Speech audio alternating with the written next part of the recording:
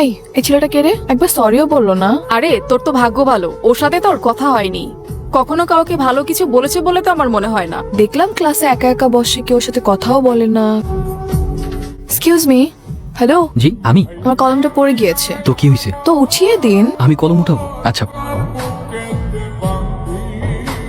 Thank you. ভালো থাকবেন আপু, আসি। এখানে থাকলে হয়তো কলম উঠাতে উঠাতে আমার পড়াশোনা আর হবে না। গাধা নাকি আমি? আপু? হ্যালো, আসসালামু আলাইকুম। কে? আমি তা তো জানি, কিন্তু কে আপনি?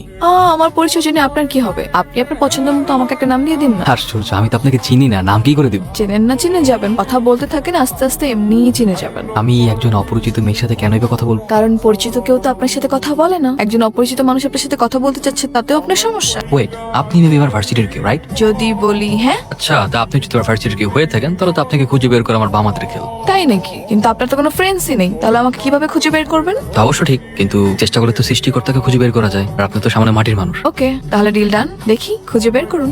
বাই। বাবা ডেকেছো? তুমি নাকি বডিগার্ডদের তোমার সাথে ভার্সিটিতে যেতে নিষেধ করেছো? হ্যাঁ। কারণ কি? বাবা, তোমার এসে বডিগার্ডদের জন্য আমার কোনো ফ্রেন্ড আমার সাথে মেশে না, আমার কাছে এসে কথা বলার সাহস পায় না। একটা মানুষ একা একা কতক্ষণ থাকতে পারে তুমি বলো তো? অনেক তো হয়েছে বাবা, অনেক হয়েছে। আমাকে এই চাপ দেয়ালের মধ্যে অনেক বন্দি করে রেখে আমি তো বড় হয়েছি, এবার একা ছাড়ো। আমার মেয়ের লাইফ যাতে রিস্কে না পড়ে এই জন্য বডিগার্ড রেখেছি। আর বডিগার্ড রাখাটা আমাদের পারিবারিক রীতি। কাল থেকে তুমি বডিগার্ড নিয়ে ভার্সিটিতে যাবে, এটা আমাদের পারিবারিক রীতি। আর তোমাকে বলে দিচ্ছি, তুমি যদি আমাকে পাঠাও ওদেরকে আমার সাথে, তাহলে কিন্তু ভার্সিটিতে জব অফ করে দিব, নিজেকে চার দেয়ালের মধ্যে বন্দি করে ফেলবো। অনেক হয়েছে বাবা, আর কত? তোমার এসব অ্যারোগেন্ট বিহেভিয়ার আমি নিতে পারতেছি না। আমি তো একটা মানুষ, আমাকে একটা ছাড়ো প্লিজ, ভালো লাগে না আমার এইসব।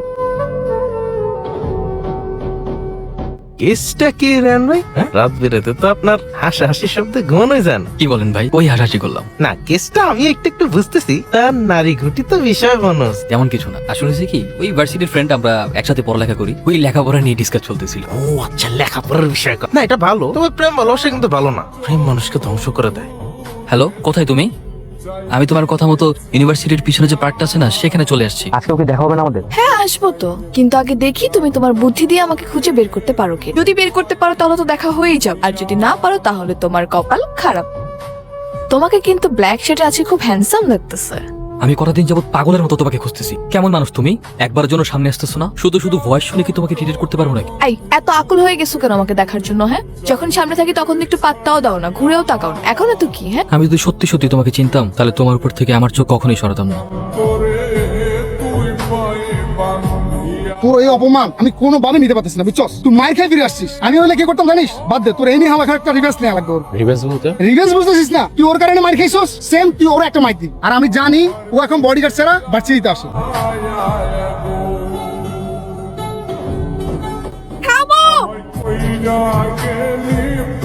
I love you.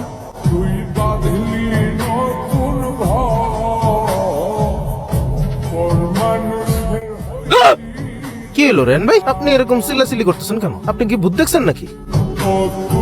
ওয়াশরুমে তো কিছুই নাই। ভাই আমার জানি কি হয়েছে ভাই। আমার কেন জানি মনে হয় কেউ একজন সবসময় আমার সাথে থাকে। আমি এক সেকেন্ড আগে আমার সাথে কি হয়েছে আমি সেটাও মনে রাখতে পারি না। কেন জানি ফিল হয় কেউ একজন আমার ভিতরে থাকে। আচ্ছা, ভিতরে আছে বুঝলাম, কিন্তু আপনি ওয়াশরুমের দিকে আঙ্গুল দিয়ে কি দেখতেছিলেন? ভাই আমি ওয়াশরুমের আইনে একজনের প্রতিচ্ছবি দেখছি, আর ওই লোকটা আমাকে কি যেন বলতে চায়। ও মনে হয় আমার কাছে কিছুটা চাচ্ছে। নাউজুবিল্লাহ, কি কোন রেন ভাই? আপনার উপরে কি কোনো জিন পরি ছায়া নামলো নাকি? আপনার কি কোনো থেকে নিয়ে যেতে চায়? কি ব্যাপার? তুমি কি কোনো কিছু নিয়ে ডিস্টার্ব? তোমাকে কেন জানি ঠিক লাগছে না। ম্যাডাম কি যে কন আমগুলো কাপসি করবো বেড়া, এলাকায় কারো বাপের বলা আছে নাকি? হ্যাঁ, আর যদি কোনো মন্দির বলা কেউ যদি আমগুলো কাপসি করবার আহে, বুঝে না আস্তে করে বামা দিয়া চামেলা জিবা হেলা। কি রেহান, তুমি কিন্তু অনেক ইন্টারেস্টিং। আমি কিন্তু আগে বুঝি নাই তুমি এতটা ইন্টারেস্টিং।